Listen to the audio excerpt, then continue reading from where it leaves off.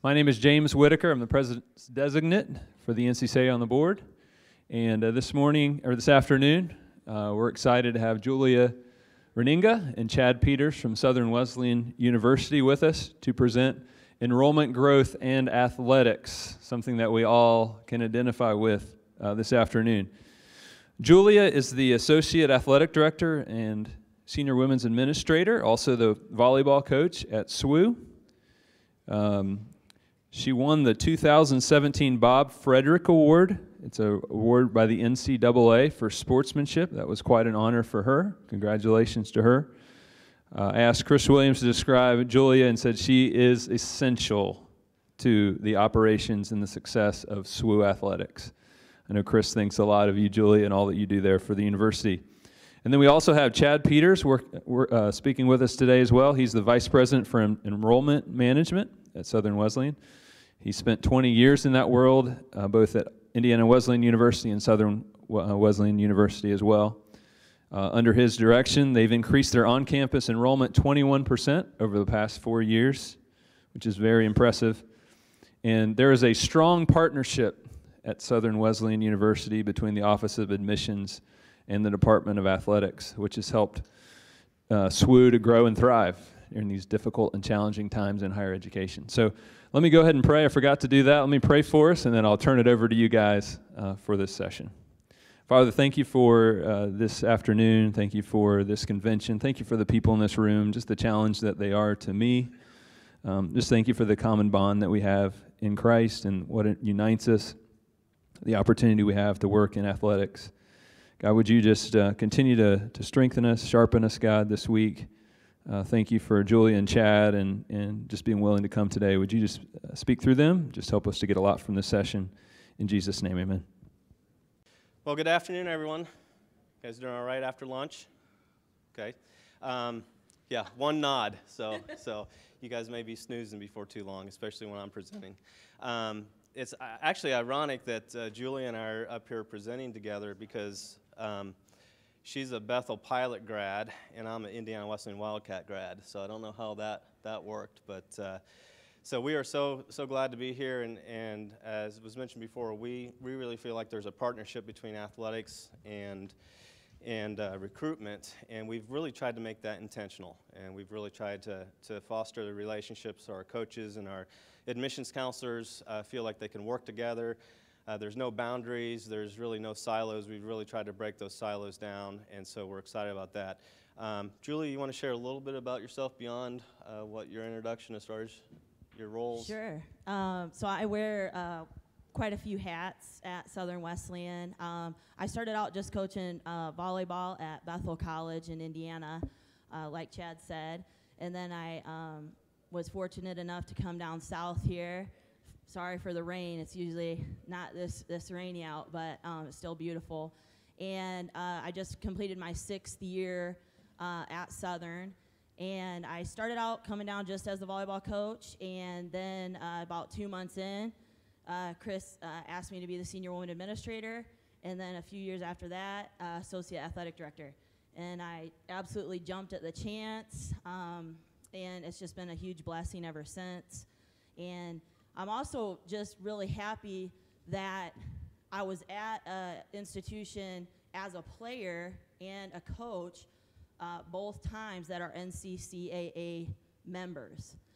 So that was a huge selling point to me that Southern also was an NCCAA member, having been a player and coached at different national championships. And if we have coaches in here and ADs, presidents, any championship is awesome and is very meaningful, but there is something special about the NCCAA and what it represents and just kind of the mood and atmosphere and the fellowship. So I'm very fortunate that I've had that opportunity to be at 2 institutions that are NCCAA members. So that's just a little bit about myself. Yep. Thanks, Julia. And as shared, most of my time, all my time in higher ed has been in enrollment as a admissions counselor, and then director of admissions, associate VP, and then VP. There's days I just want to go back to admissions counselor, I'll be honest with you, and I'm sure there's days Chris and Julia want to just go back to coaching. But I really enjoy what I do, and I was also an NCCA student athlete, and so that's helped me as I transition to my role at Southern Wesleyan University, to really understanding what I went through as a student athlete, a cross-country and track runner, but also kind of really trying to understand what student athletes are thinking as they go through the recruitment process. So really excited about that. Julie and I really want to make this an interactive session, so your interaction would be great. So if you have questions throughout the presentation as we present something on the screen, if you want us to drill down on that, we'll do our best. We'll just ask that you stand up and be vocal so we can hear your question, and we'll repeat it. If you can't get our attention, just throw something this way. Preferably throw it towards Julia. She's the coach. She's got the quick reflexes, and I'll just duck. So let me jump into this a little bit. Let me give you a little just profile of Southern Wesleyan University. We were founded, or not we, the university was founded in 1906, and we are owned and really supported by the Wesleyan Church. There's 5 Wesleyan institutions within the United States, well, 4 in the United States and 1 in Canada. That'd be Houghton College, Oklahoma Wesleyan, Indiana Wesleyan, Southern Wesleyan, and then Kingswood University up in New Brunswick, Canada. The varsity athletic program, I believe this is correct, Chris, was started in 1970. I think that's when Dan Wood was here as a student. Just kidding. And then there you can see our logo, but then also we are a member of the NCCAA, member at NCAA Division II, and then Conference Carolinas. Our on-campus program, FTE, full-time enrollment, this past fall was 789. Of that, 270 of our students are student athletes. That's about 34%. And that's stayed pretty stable the last couple years, even as we've seen this growth. We've grown from about 550 on-campus students to almost 800 now over the last 4 years, and that percentage has stayed pretty steady. We currently offer 19 varsity sports, and then last but not least, and I know Chris and Julie are really proud about this, but our student athlete GPA this last academic year was 3.25, and Julie will talk a little bit about some intentionality, some things that the university has put in place in conjunction with academics to make that happen. The next few slides, I kind of want to set the foundation for Julia to talk about why did we really see the not only just the desire, but the necessity to really make sure athletics and recruitment were working hand in hand. So the next few slides will show some current trends and projections. And these projections and trends will impact all of our institutions if they're not already impacting them now. So I know it's after lunch. If you want to take a nap, the next 2 or 3 slides would be a good time to shut your eyes and take a nap. Feel free to do that. Let me move to the next thing. First of all is the challenges for higher education. As we all know, higher education is in a period of rapid change and forced disruption after years of business as usual. And that's just not Christian higher ed, that's higher education across the board. And I really want to focus on the fact of rapid change. I know at Southern Wesleyan University, we're feeling that and seeing that all around us, the rapid change that's happening, everything from students to funding to student decisions, and then also we're feeling that forced disruption. It's just, you can feel it creeping in on us. The CCCU, which most of our institutions are a member of, had a conference in 2016, and the focus of the 2016 Council for Christian Colleges and Universities annual conference was a publication written by David Johnson titled Christian Colleges Recognizing and Confronting the Challenges Ahead. Johnson shared the 4 main challenges facing small private colleges: demographics, economics, regulatory changes, and structural changes. And structural changes, he really talked about more internal structural changes. How is the organization, the college, going to handle growth and look at your internal organization? But I really want to focus on the demographics and economics just to kind of paint the picture of what's happening, what's coming. How many of you would say one or maybe more of the 4 challenges has impacted or is impacting your university right now? So lots of hands, okay. This is where it gets boring, so if you want to sleep. According to the Education Department's National Center for Education Statistics, the number of high school graduates will grow by 5%. And you think that's great. That's this area right here. So between now and 2025, there is going to be some more growth of the number of high school graduates. However, this compares to the 22% growth that happened from 2000 to 2012. So that is basically this growth. So you look at the difference there. That's huge. And so as you think about the number of high school graduates that are looking for college, we're really beginning to peak out up here. And then one thing I want to point out is that the growth is changing too. The number of Hispanic, Latino students is growing. The number of black students is actually staying stable. And then the number of white students graduating from high school is actually rapidly declining. So if that's not depressing enough, also each region of the country is going to experience a little bit different demographic shift than other regions. So some may experience more decline, others may see more of a moderation, but it's just something that your institutions need to kind of really pay attention to. What's happening with the number of high school graduates, and as colleges, not just private Christian colleges, but as all colleges compete for fewer students, then you see what happens in 2026, moving down, you see that rapid decline, and that's going to impact as well. Any questions on that before I move on? Pretty straightforward, kind of the just the number of high school students that are coming up. So back, at this point, we had a rapid period of that. There were more high school students, I guess, larger families, people having larger families, and now we've kind of really plateaued, and we're seeing that growth slow down is the main reason. And so this is looking at high school, not high school, but looking at elementary age and junior high age students in school right now, and then what's going to continue to move forward.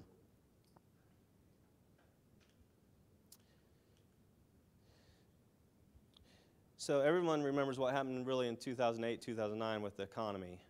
A lot of families noticed that their income as a family went down. And really what we're seeing is that on average, family incomes have stayed pretty stagnant. We haven't seen a whole lot of growth in the median income for families. So colleges over the last couple years have increased institutional aid. That would be scholarships and grants, free money that we're giving to students as a way to offset the fact that the average family income is not growing. As I said, we're slowly starting to see that change, but we're still living with that. On average, in 2016, 2017, if I can get this here, if you look at the middle section there, that's the aid provided by institutions. On average, colleges, and just not Christian colleges, but on a whole, colleges in general, provided 47% of a student's funding to go to college. And as you can see from the chart, this has increased by about 7% over the last 5 years. At the same time, the federal funding, which is Pell and SEOG and all those federal grants, it did peak after 2008, 2009, but it's slowly starting to go back down, and it's now down to 32% of the funding that students have to go to college is coming from the federal government. And then at the very top is funding provided by states, and it's stayed pretty stable, anywhere from the 8 to 9% over the last couple years. Prior to 2008, 2009, it was closer to the 12 to 14%, but many states have had to cut back on on the aid that they're giving. I know here in South Carolina, they're actually looking at the amount of aid they're giving is no longer sustainable, so they're looking at cutting or kind of tightening the merit-based aid here in South Carolina, so we're trying to prepare for that as an institution. Questions on that slide? Okay.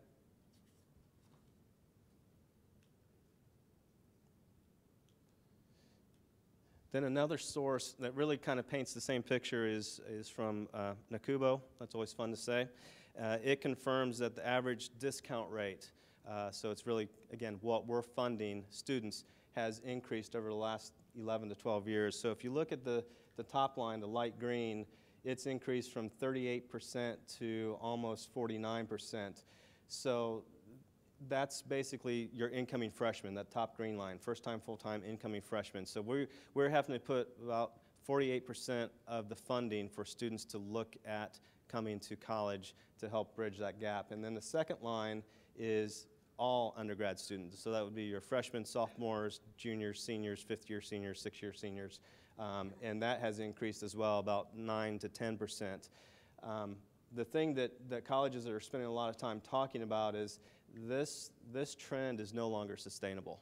I mean, if you look at that anytime you start going above the 50, 55, 60%, your net tuition revenue keeps going down on each student. And while we're not about making money, we also have bills to pay, we have programs to support, we have employees to pay. So this model is something that colleges and boards and college presidents are really worried about. I know one strategy a lot of schools are looking at is a complete recenter of their pricing. So they're looking at, do we go ahead and knock our tuition back by $20,000 or $15,000 and then also cut our aid?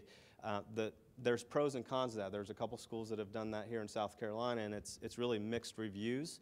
The biggest problem is students today still have that entitlement mentality. So you may cut your tuition and cut your aid drastically and offer a student a $5,000 scholarship, but your direct competitor is still offering them a $15,000 scholarship. You may still get more net tuition revenue, but many times families and students don't always look at the bottom line, and so part of it is to try to help students, educate students and families to look at the bottom line, just not the sticker price, not the discount rate, but to really look at what they're paying for that.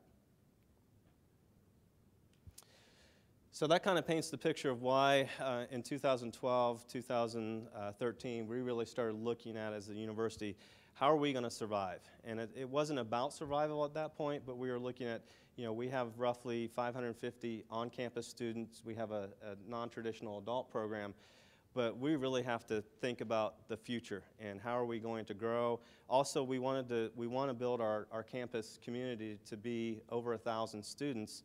And there's a reason why. Once you get to that 1,000 mark, a lot of times the things that you can offer students really begins to grow.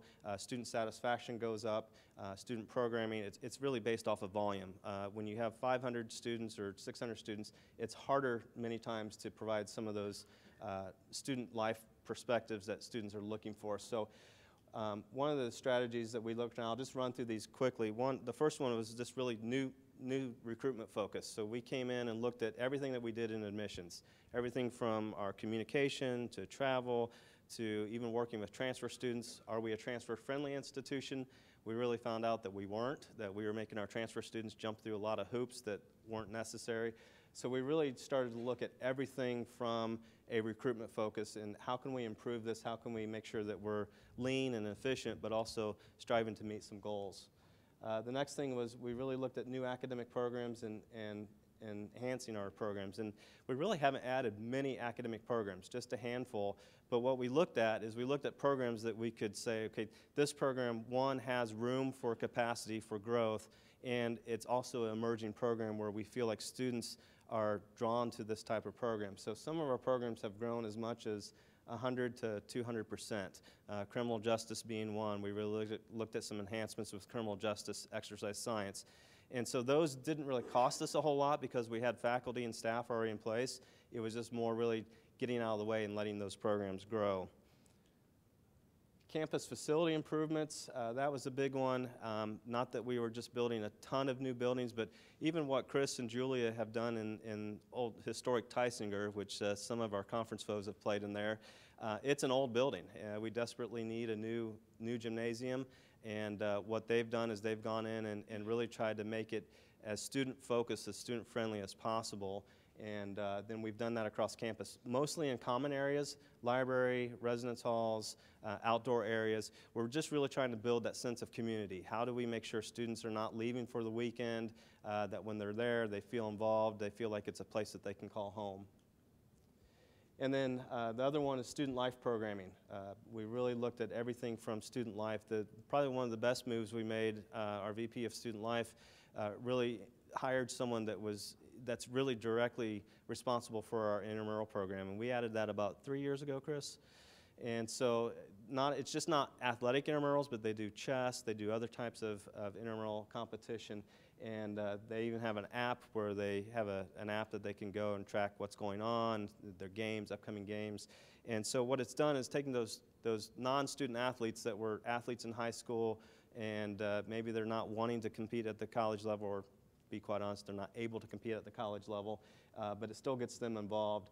The thing I love is Chris and Julia and their staff, they've incorporated our intramural champions into the end of the year athletic banquet or athletic celebration. I think that's really cool to tie in the students that are non-athletes into that competition and that celebration. And then the last thing before I turn it over to Julia is we really focused on student retention. That we kind of had a hole on the back end of bringing in record classes, but we were seeing a lot of students leave for really things that we could control. So we hired a director of student retention, student engagement, and that position has really paid dividends as we've grown, or we've increased our freshman to sophomore retention rate by 7% over the last 4 years. And so you think about doing the math on a net tuition revenue, it costs more to replace that student than it does to keep that student. So we've put in a lot of things in place to really focus on student retention and academic success.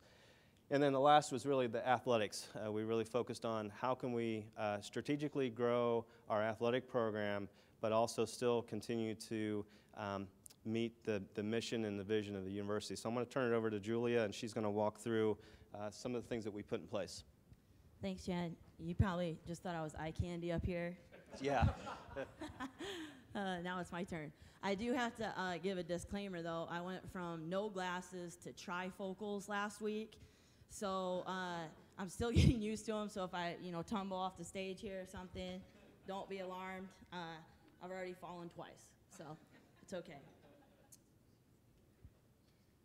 Okay, I'm going to talk about some strategic ways, like Chad said, that we wanted to use athletics to grow the campus community, but also, like Chad said, how we wanted to use athletics with the total campus community to get all the students involved and hopefully draw students that way as well. So what we did was we added some sports, and we added different things for different reasons. So we added women's golf program first. We already had men's golf. And when you're adding programs, I'm sure a lot of you know, you look at a lot of different factors when it comes to adding programs. It could be what's big in your conference. It could be what's big in your region, recruiting-wise, or sport popularity. It could also be emerging sports. And then what's cost-effective to add. Because some sports, like women's golf, we were able to add that for very minimal cost and add another women's sport as well for gender equity. Then we added men's and women's track and field program, and that was not a cheap add there, but looking at the numbers that something like track and field can bring in enrollment-wise made that a great fit for us. Also, track and field is huge in our conference. Of course, it's huge in our region. So that was something also that we wanted to add to bring up numbers. And then men's and women's tennis program, we actually started the men's first, and then we started the women's tennis program. And when we started that program, we did not have on-campus courts. So we were playing, again, very minimal cost to start the program. We were playing at a local park. But now we actually have added tennis courts, tennis complex as well. And then that's when we made 2016 full membership to the NCAA. And that, again, was a strategic move for us because in our region, the amount that we were spending on travel, overnight trips to stay in the NAI was really killing our budget. We didn't have any NAI schools left around us. Everybody had already jumped either D2 or D3. So our average trip time, the last year we were in the NAI, was about 6 hours. So that puts kids out of class. It's also not great for student-athlete welfare and budgets. So that was a couple of the reasons why we decided to make the jump to NCAA Division II. This past year, we started women's lacrosse and also women's triathlon. So women's lacrosse is, it's an emerging sport. It's very big in our area. It's a conference sport for us that's a powerhouse. So we wanted to add that. Another reason why we added women's first, not only for gender equity issues, but also because women can play lacrosse on the grass fields that we already have. So we didn't have to build a new complex. Men, you can play on grass, but you usually have to get a turf field if it's something for longevity, because they a lot more wear and tear on the guys' side of lacrosse. So that's the reason why we added women's lacrosse next. And then we added women's triathlon, which is an emerging sport in the NCAA. And that actually did not cost us anything to add. We got a grant from the NCAA and the USA Triathlon Organization to fund that entire project. So also our area, being right near Clemson, is a huge area for triathlon. They host a national tri-event, and so regionally, it was a no-brainer for us to try to get that grant, and Chris worked really hard on that, and we were able to get that grant. So adding more sports, of course, can bring in a lot more students to campus. Also, with the sports that we've added, I think Chad can attest to this, we've widened our recruiting footprint. We see a lot more students coming from Florida down to up, I guess, to South Carolina. And so that's been great, too, to see us pulling kind of from different regions around the country. So I think a lot of things, we're not experts at this, and I'm sure you guys have all been through this yourself, but looking the most bang for your buck when adding new sports, but also not losing the mission of your university, and also what fits in with your conference and the leagues that you play in. So this is just a map of Southern Wesleyan and the new facilities that we've been able to put in. Like I said, when we started the tennis program, we did not have the tennis complex, and we've been very fortunate to be able, since that time, to build the golf driving range and putting green on campus for our golf teams. We had upgrades at the softball field. Track and field complex was built, which helps us host conference tournaments. Another big reason for building and expanding these complexes is we really want to try to draw in different championships, and every facility that we have on campus is open to the community. So Dr. Voss really stresses that we're there to serve the community. So our track is always open, tennis courts, as long as practices aren't going on, open for the community. We also wanted to try to bring in, like I said, high school championships, club tournaments, that kind of thing to our facilities, which will also draw revenue, but will also bring people on campus. So our goal was to get more people on campus, see what we have to offer, and building these new additions was a way to do that. I know it's kind of hard to see on this map, but where you see all those, the first two blue circles, that's the front of our campus. And they're actually building a new boulevard. And I know Chad said Dr. Voss might not be happy with us sharing this, so it's a secret, but it was strategic that we're building all of our athletic facilities out front. We're calling it the front porch to the university. So when we do get a new wellness center, it will be right out front there as well. So we want to draw people in. We want them to see a lot of activity going on, not just student athletes, but also the community, people when they come to campus to visit, whether they be a student athlete or not, to see, wow, there's a lot of activity going on here. And so that's why we've decided to make athletics the front porch of the university. Oh. I am going to let Chad talk about his yeah, his Julia diagram doesn't do numbers. So, no. and you can stay athletics. there. Yeah. So this basically, as I started out earlier saying that we had roughly just over 550 on-campus students. And over the last, I guess it's 4 years, we've really looked at how can we grow that. And so you can see some of the key benchmarks as far as, you know, when we added to sports, when we joined the NCAA, and then also some other sports. And you can see that we've gone from 576 to 789. I will also say that our academic profile during that same time has increased. So we actually moved away from the way we used to do conditional students, and we had a good number of students that came in conditional, and we've really limited the number of conditional students because, again, back to that retention factor, we saw a lot of our conditional students were coming in and really struggling to make it through that first year. And so we really, from an ethical standpoint, we were setting those students up for failure and then taking money, and they were incurring student debt.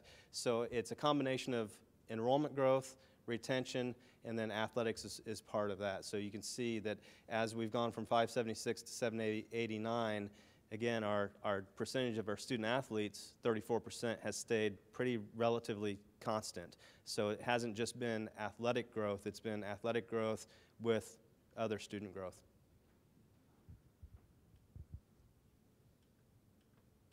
Just gonna put them all up there. I think that's that vote.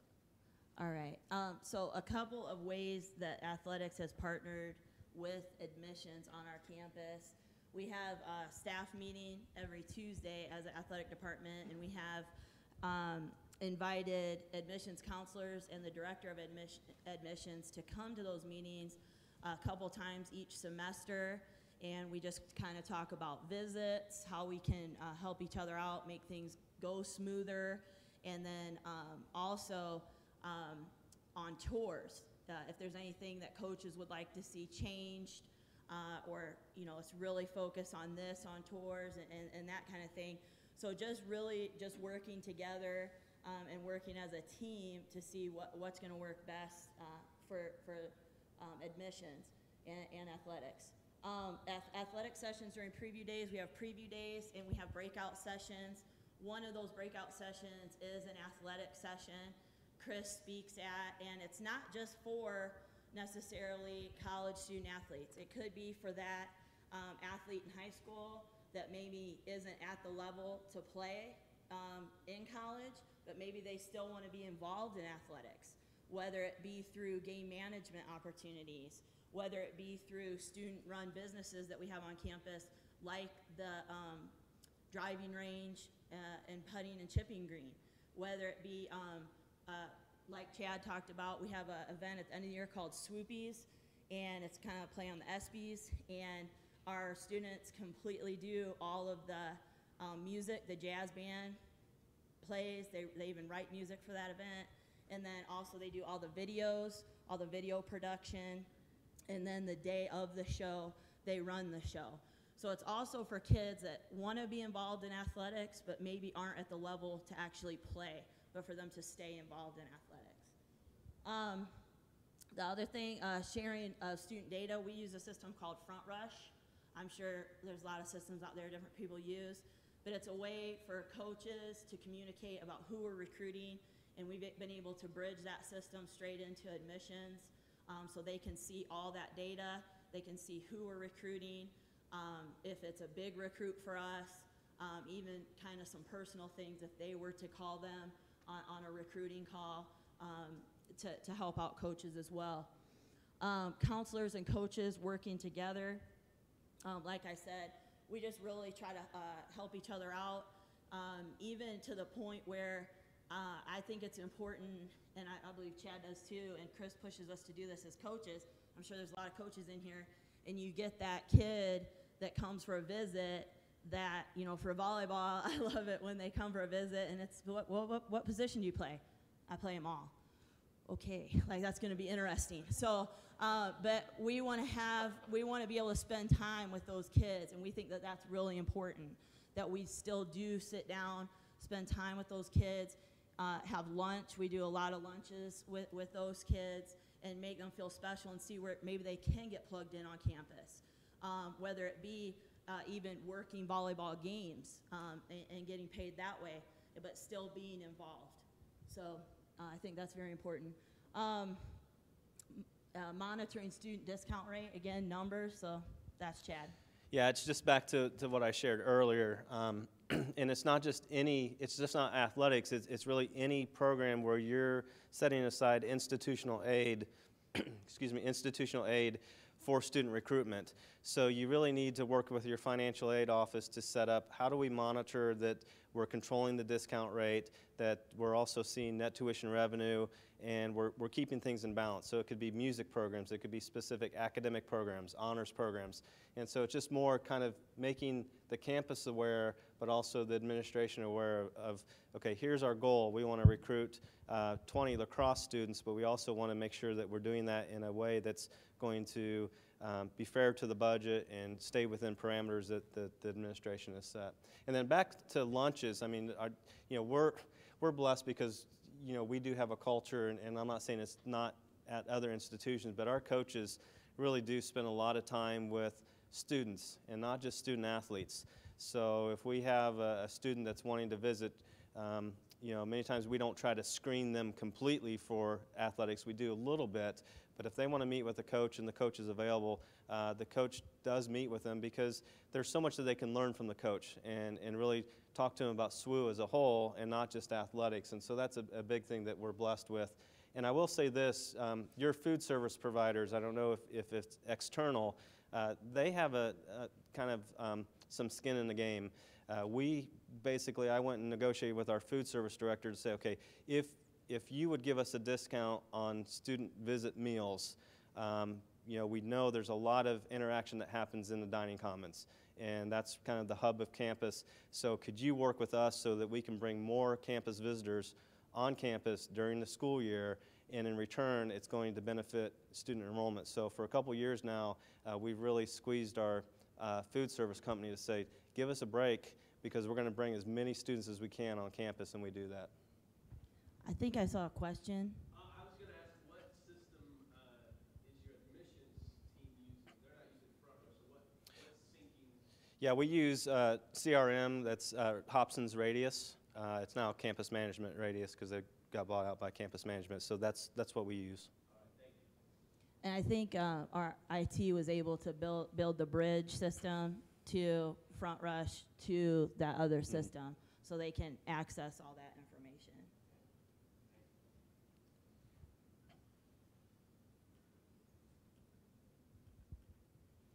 Culture of athletics on campus.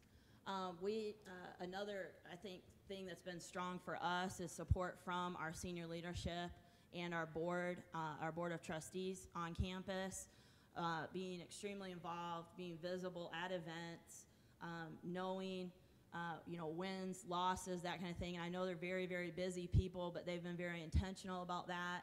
And another thing I think that's been great is our board of trustees has been very involved in athletics and in our growth initiatives, and really makes it a priority at our campus board meetings to find out, how things are going, how teams are doing, how athletics is doing, how the coaches are doing. And so I think that's helped and really motivated the athletics staff a lot. Academics, like Chad said, that was a priority for us. I think before we started the PASS program, our overall athletics GPA was about a 2.8. And now we're up to a 3.25. We're striving to get to a 3.5 as an athletic department, which I know is a lofty goal, but we're going to keep pushing it. But that's when we instituted a program called the PASS program, and our FAR, Faculty Athletic Rep, Emily Germain, started this program where every student athlete, whether if you get a 2.3, if you have a 2.3 or below cumulative GPA, or you have a 2.0 GPA in any semester, you're automatically in the program. And you have to do 5 hours a week of, it's kind of study table, but not really, because it's much more focused. So we have a PASS room in the library. You come, you check in, there's a PASS coordinator. You have to show what you're going to be working on. And then when you leave, you have to show what progress you've made on your work. If you can't show anything, then you don't get those hours to count for year 5 for the week. And also through that, we've partnered with our tutoring center. so that they can also get pass hours in that program as well. And also we have TRIO, which is a grant that we receive for first generation college students and low income families. So there's extra help in those places as well on campus, and those can count for the kids' pass hours as well. But since that program, we've seen our GPAs, both on the men's and women's side, shoot up. And so we're gonna, like Chad said, it's a lot about retention. And so before that program, we were having a lot more turnover due to grades and kids being ineligible and having to leave. Since the past program started, we've been able to, like you said, get stronger students that are struggling, identify them right away. We're able to keep them on campus and retain those students. Yes? Chad mentioned academic profile improving. When did you initiate the PASS program, and how is that related to your academic profile improvement? We instituted the PASS program in 2013 was our first year for the PASS program. That first year, I think we had a high number at that time. Yeah. We had about 47 students. This past semester, I believe we had 27 students in the PASS program. So we've seen the numbers declining and going down. And they can graduate out of the PASS program as well if they then go above those goals. And last semester, we had everybody graduate out of the PASS program except for one. So we see that the program is working. Yeah, I think it's a combination. On the front end, we tried to filter a little better or make sure that we are recruiting students that could be successful. It's not that we didn't want those students at Southern Wesleyan, but we really directed them to, hey, you may consider a technical college for a year to really work on some areas that you can improve on, especially if they're from the state of South Carolina. They can go to our technical college system for almost no money out of their pocket.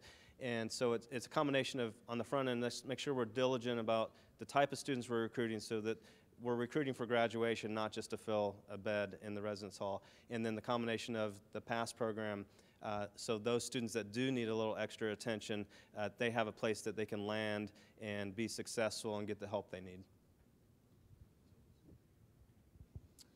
Okay, athletic director and coaches visible. Again, I think this goes back to retention of your, not only your student athletes, but your students in general. We're trying to be very intentional about coaches eating in the dining commons, along with coaches being in chapel is very encouraged, and also going and attending different events that aren't athletic events. I mentioned the jazz band, theater, all the different things on campus, or even some fun things like Chad mentioned, open mic nights, those kind of things, trivia nights. Chris has been encouraging us to get involved and be seen around campus at all those types of events, not just stay in our little area and just do athletics. So I think that's been very important as well. Yeah. Have you been successful in not only just the coaches and the AD, but what about faculty? What about administration buying into that as well? Well, I can say 100% our administration has bought into that. I see that they'll be very visible at games, in the cafeteria, at chapel, all those good things. Faculty, I think, is a little bit slower buying into that, but we have seen a lot. I see a lot of smiles in the crowd because but we have seen some enormous growth in that area too. Recently, faculty-wise, just because of retiring, this kind of thing, we've had a lot of turnover in faculty, and so we have seen, a little bit of freshness, I guess I'd say, and so we have definitely seen some that area pick up too. We also have been intentional in athletics to make faculty feel welcome, having faculty appreciation nights, having them come throw out first pitches, doing some very intentional events to try to draw them after hours. Did you court them as far as, I know you said having special events, but was there any sort of, hey, we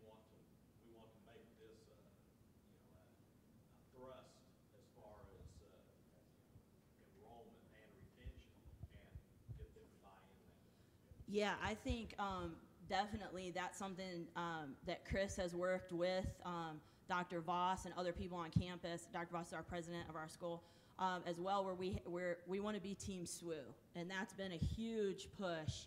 Well, since the 6 years I've been at Southern, that we are Team SWU. We are all together. We are all in this together, and when one of us wins, we all win. So if athletics wins, academics wins. When academics wins, athletic wins. So this whole Team SWU concept, even to the point where we have, today's Wednesday, isn't it? It is. I'm not wearing blue. We have SWU Blue Wednesdays where everybody's supposed to wear blue on campus, and that's, faculty, staff, students, everybody. So really the Team SWU concept has definitely been pushed, and it's been pushed from the top for sure. Yeah, and I would say a prime example of that is when when they were going through the NCAA process. I mean, that was a long process, and it took a lot of heavy lifting from not just Chris and his team, but institutional effectiveness and academics, but really explaining why are we going to NCAA Division II, and what's the benefit not just for the athlete, but what's the benefit for the student. And so these are students, and that's what we care most about is the student. Athlete comes secondary. So explaining that whole process of why are we spending the time and energy to go through this really stressful process, and helping faculty understand why. And I think once you explain that, they begin to think, okay, that makes sense. And then a lot of times faculty just want to be in the know. They just want to be informed that this is why we're doing this. It's not a secret that athletics is over here forming their own world, but it's part of the bigger picture. I don't know, Chris, if you want to share something. So I think directly to your question, did we court them? Yes. And that requires us as athletic directors and or administrators to show up at faculty meeting, which they're horrible to go to, right? But by you showing up, it starts to knock down some of the stereotypical wall between athletics and academics that's just there. And we've spent a lot of time of being intentional to show up at those meetings, to have, at times, to have the bullets come at you, and then to not be too defensive. But at the same time, speak truth. So very often, I remember sitting with Julia at an event at the president's home, and there was faculty and staff there alike, and I had a faculty member say, so how'd we raise the $600,000 for the tennis courts? Surely you just took that out of your budget and paid for it. We don't have any money on the faculty side. And so I was able to speak truth to say none of it came out of the budget, nothing affected them, all of their money was still there, and we went out and raised those funds in order to pay for that facility. Oh, I could do that too, you could do that too. And so just, I think that intentionality, we do really well externally selling stuff. Sometimes we stink on internal selling, and we forget that we have to do that inside our own schools. So yes, we courted. Just another quick story. I even had a biology professor. So we have faculty and staff appreciation night, and she was one of them chosen by volleyball player to walk out with them. And afterwards, she said, "Okay, so I'll see you in class tomorrow." And I was like, "Okay." And she was like, "No, I came out here and saw what you love to do. Why don't you come to class and see what I love to do?" And so you better believe I was in class. I don't know what she was talking about the entire time, but I was there, and I was trying to pay attention. So even being intentional about showing interest in that side of campus as well. Again, student-athlete success. We already touched on that quite a bit. Spiritual development of student-athletes, and I think this has been a huge retention factor for us as well, and I'm sure many of you guys as well too. And just having that be the forefront of everything we do. And we have 4 pillars that we stand by: spiritual development, academic success, community service, and then athletic excellence. And having that spiritual development be #1 and being very intentional about that, and building relationships beyond the court, beyond the field, even beyond the classroom with non-student athletes, I believe is a huge factor in retention and getting students to feel valued and want to stay and be part of the community. And just like we just talked about, all those examples, and I'm sure everybody in here has a ton of examples of being intentional of building relationships with student athletes and students on campus. And so I think that really goes back to retention and just having our major be our major, which is spiritual development. And then everything else comes after that. Campus involvement of non-athletes, and I touched on this a little bit, but I think this is also another huge enrollment draw and retention factor for campus, and that is making students feel involved, making them feel valued, that they are part of Team SWU, that they are part of the team. Just because you might not, put uniform on and lace up on game day doesn't mean that you're not part of the team. And so giving opportunities we have a lot of student workers, game day management opportunities, event setup, tear down, team managers, but also running and working in our student run businesses on campus, whether it be at the coffee shop, whether it be the driving range, different opportunities like that to keep all the students that want to be involved. And then also, like Chad mentioned, the huge push for intramurals and student activities on campus as well, of trying to make everybody feel valued and find their niche of, I really enjoy being part of this. So I think that's also been a huge push for us.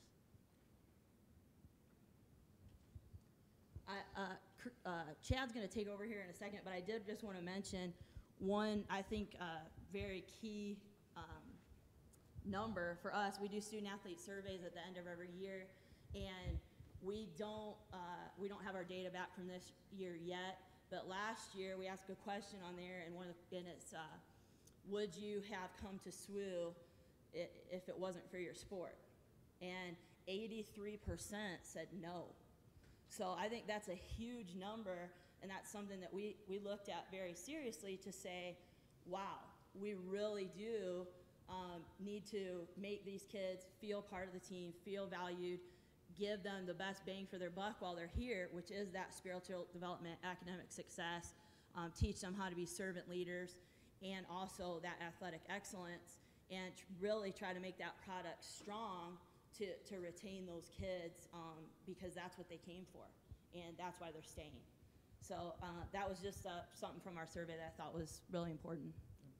And Julie or Chris, you may know, but over the last maybe year or a couple years, how many student athletes have dedicated their life to Christ? I mean, I've lost count, but I mean, it's so again, while we look at metrics are important, but if athletics is the platform for why students are selecting your institution, they may not be a believer, they may not be a Christian, they may have never been exposed to it, but as long as they understand what they're getting into when they come to your institution, what a platform to change lives and to impact students' lives. So, and I won't go too much into metrics, just it's back to what we talked about is, it's important, especially if you're starting new sports or you're looking at sports that maybe you're wondering, okay, is it a sport that we continue to invest money in? Start looking at some of the things, and this is just an example, but you could really start to drill down to net tuition revenue, discount rate, the number of students on scholarship and so forth. And again, it's not something I would recommend that you have to do every year, but it's something that you may want to look at every once in a while, especially if you see an emerging sport that you've started and you want to look at kind of the underbelly of that sport to see, okay, how are we doing? You're never going to match what the net tuition revenue is for a non-student athlete, because many times the discount rate is higher, but you do want to make sure that you're still kind of moving forward in the right direction. The other thing is you could also do the same thing with retention, and especially if you have a sport where you're seeing lots of turnover and you're seeing, okay, we're bringing in a good group of incoming students, but they're leaving. So Not saying it's the coach's fault, because it may not be the coach's fault, but what is happening with that sport? And so this isn't broken down by an athletic program, but it's basically broken down. This, I think, was for the fall of 2016. 115 non-student athletes, 69 new student athletes, freshmen. And so it was 37% of the incoming class. And then the total count of attrition, so how many students did we lose? 15, 29. So we're still at 79 and 75% retention, which is good. We'd like that to be up in the 80s. But it's just something that we begin to look at as, okay, how are we doing as we retain these students? And we know there's some student athletes that they're going to transfer out because of the lack of playing time, or they feel like they're getting a lack of playing time, or it's not a great fit for them. But we also see that our coaches make great retention officers, probably some of the best retention officers, because coaches know things about students before anyone else on campus will know. And so it's one of those things that we look at. We want our coaches to be empowered when it comes to taking the appropriate steps to help students find the right direction that they need, whether it's getting with an academic advisor, or meeting with financial aid, or going and talking to someone in spiritual life. So that's kind of the end. Just any questions that you guys have, or any, I mean, I know we're short on time, we've got about 2 or 3 minutes, but anything that you guys have noticed that you're doing at your institution that's made a big difference? Just a quick question. If you could put your finger on one thing. When I was looking at your numbers earlier, from 570-some campus to 900, however the number was, it was 400 plus additions in that period of time. The sports that you added do not account for all of those numbers. So if there was one thing that you could put your finger on that athletics assisted with, or that you were able to witness as someone on campus, where did the additional growth come from? Well, partly, usually as student athletes come to campus, and this isn't always the case, but a lot of times your student athletes in high school are leaders. So a prime example, there's a Christian school up in North Carolina where we're getting a handful of soccer players, good soccer players, coming this next year. Well, just from that, because a couple of those soccer players are high academic achievers, student leaders involved in student government, we're getting some non-student athletes that are saying, oh, I need to take a look at Southern Wesleyan. I need to come down and visit, because I heard Chris Williams is going down there. And so we're seeing some lift that's occurring because, as Julie also mentioned, our footprint has expanded. One, because of Conference Carolinas, we are now really playing and competing in our own backyard, where before we were competing in Georgia and Alabama and Mississippi and Louisiana. Honestly, we weren't getting many students from there. Our second largest state for enrollment is North Carolina. Well, now we're playing games in North Carolina pretty much every weekend. So it's a combination of the lift of student athlete growth, but then as you build the student body, there's more for students to do that are non-athletes, and so they're staying, they're being retained at a higher level as well. On campus for the university, our enrollment the last 2 years has jumped 5,000 to 10,000. Our enrollment is majority masters online. Mm. And it doesn't directly reflect with athletes, but it does the fact that we have not had to increase our cost of tuition in the last 3 years. And that helps to extend the athletic money a lot farther when it's coming in, and we didn't have to increase the number of amount of money for scholarships, things like that. Yeah, definitely. That's a great problem to have. The online was just amazing, and the biggest one on that one was the IT degree, master's degree, where they're coming from all over the country, all over the world to get into that program. Yeah, yeah. We're actually experiencing the opposite right now because we were a little late to the game for online. We stuck with the remote satellite campus model, and probably should have changed that strategy a little earlier. So actually our on-campus program is carrying our online program right now as we build the infrastructure and ecosystem for online. So that's a great model because you can offset your other costs by keeping your costs low. Yeah, one resource for everybody in here to talk about the numbers that you have and to really pay you all a compliment. South Carolina's high school graduate population is projected to grow, according to the Enrollment study. And between 2010 and 2020, population overall in South Carolina is supposed to grow by 8.5%. You all are doing all the right things to be in a growth market. That being shared, there's so many other states, Illinois, Michigan, that growth is just not going to be there. Yep. So shy of Campbellsville, which that program's about 18 months old, how much of it for you all has been affected by those growth demographics? I mean, Illinois has three whammies. Fewer high school graduates, more people leaving the state than moving in, and of those going to college in Illinois, they're going out of state instead of in state. How much have you all been able to capture the growth in your market? Because it seems like you've done everything well to do that. The resource I would share to break down your numbers even further, Nathan Graw, G-R-A-W-E, his book that came out in December, Demographics in Higher Ed, brilliant when it comes to helping break down the other numbers that you have. Yeah, great. Yeah, to answer that, the question was how have we capitalized on the demographic shift, positive shift in South Carolina, and we have. About 75% of our students still come from within the state of South Carolina. So we are definitely in the kind of the I-85 corridor, which is projected to continue to grow through 2025. So yes, we're in a good spot. So some of that growth has just been a result of right place, right time. And I look at our other sister CCCU institutions through the NACAP report, and North Greenville and Anderson and others, they're also experiencing similar growth. It's almost parallel to what we're seeing. So some of it is definitely where we're at. Some, but you all done a good job Yeah. of anticipating Yeah. growing with Yeah. it too. Thank you. You can mess it up as well. Yeah, you can. Yeah. Well, I think we're out of time, or we run over, unless there's any other questions or comments. So definitely thank you for your attention. Thank you for your time. And Julie and I will be around a little bit if you guys have any questions, and I will turn it back over. Thank you.